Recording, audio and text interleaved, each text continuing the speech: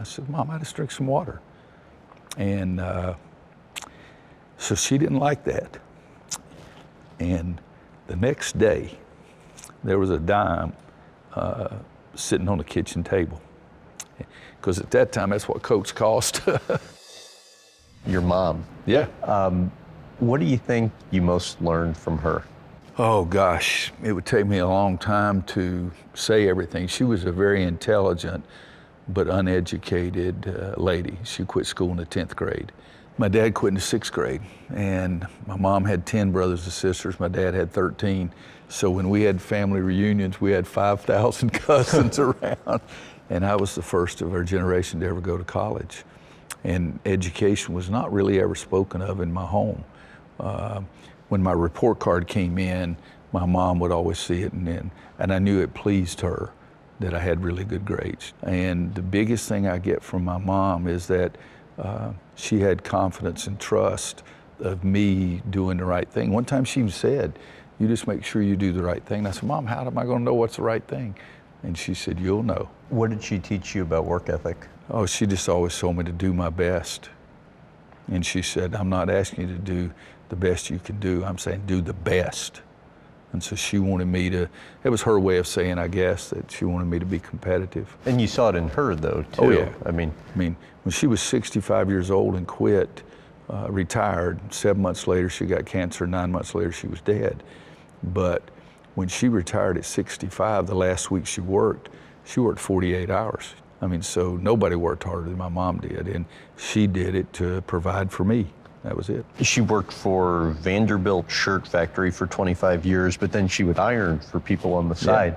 Yeah. What about that made you kind of embarrassed to answer the door? You know, it just embarrassed me because my mom is having to iron other people's clothes to make enough money to feed me.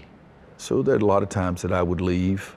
I would go up the hill across the street to the Biltmore Elementary School and try to play basketball or something just to get out of there on Sunday nights. Why'd she start giving you a dime?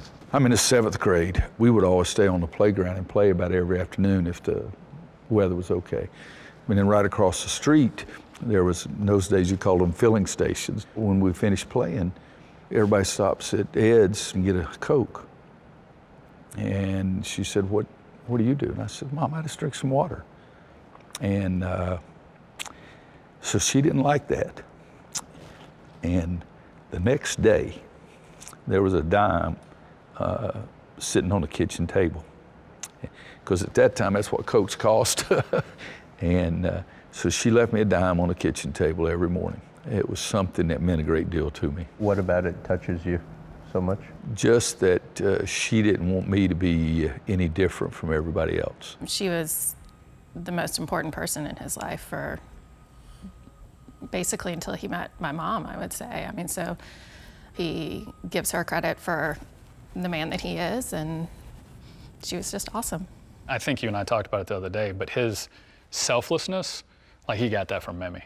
When I brought up her name, like it clearly like touches both of you. What is it about her that comes to mind? For me, a little bit. Like I wish like Katie and my boys had gotten to know her. So that's probably what it comes from me. Tell about the day your family home was foreclosed on. You're hitting some tough spots. My mom and dad had bought the house, the only house they'd ever owned. We'd always rented. And my mom and dad were having problems, and they'd split and get back together and split and get back together. So during those times, we would stay where she could find a place for us to stay. One of my aunts and her husband were managing a hotel, so we lived in a hotel. My mother had a job, and then she would clean rooms at night to help pay for the room. My dad calls and says, why don't you guys come and take the house and I'll move out.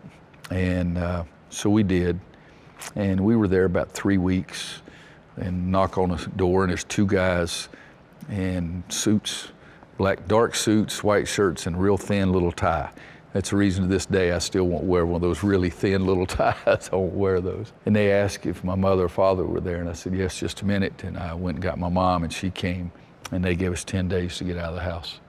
because while we had been gone, Dad had not made any of the house payments. It was tougher on, I mean, it was tough on me because I thought this is our home, but it was really tough on my mom. Take me through the moment where you had just gotten back from the golf course and walk in after getting your mom a house and see her for the first time. Yeah, that was a neat thing. So in 1984, because my mom was still living in a rented house that we'd lived in as I was growing up, and I decided to build her a house. So we did, and a friend of mine, Jerry Green, who later became one of my assistants, we made 3 trips and took all of my mom's furniture and everything out of the little house and put it in the new house. And so I asked my sister, I said, what time are you going to bring Mom over? Because she had never been to the house. And she knew it was going on, and we talked about it and everything, and she told me what she wanted, but she didn't want to go there until it was finished. And so she said, well, 2 or 3 o'clock, what's good for you? And I said, oh, I'm not going to be there. I'm going to go play golf. And she said, you don't want to be there when Mom walks in? I said, no. I said, why? Do I want to see her cry? And so I did. I said, tell her I'll be there 6:30 or 7. So I remember walking in the house and opened the door and walked in, and she was standing at the stove stirring the gravy. My favorite meal was fried chicken, biscuits, and gravy. And so I just went up behind her and hugged her a little bit, and then went on back into the bedroom and washed my hands and everything like that. And then we came back and ate. The folded $100 bill that you've kept, why? It helped me a great deal. And this is corny, but I'm corny, Jesus Christ. So my mom is diagnosed with multiple myeloma. I called her and she told me they were going to do a procedure. So I said, I think I might just fly back and be there. She said, don't do that. She kept saying, you keep doing your job. It shouldn't take but about 20 minutes is all it's going to take. She said, but the only thing that makes me mad is why I had to be in here by 2 o'clock today, and they're not going to do it until 2 o'clock tomorrow. I could have gone to bingo tonight. And that was the thrill for me. I just started laughing. I said, okay, you're okay. And it was the godsend later on, because my whole thing when she got it, I just didn't want her to suffer. And so they put the wire in through her throat, and it punctures the pericardium, and she had cardiac arrest on the table and died.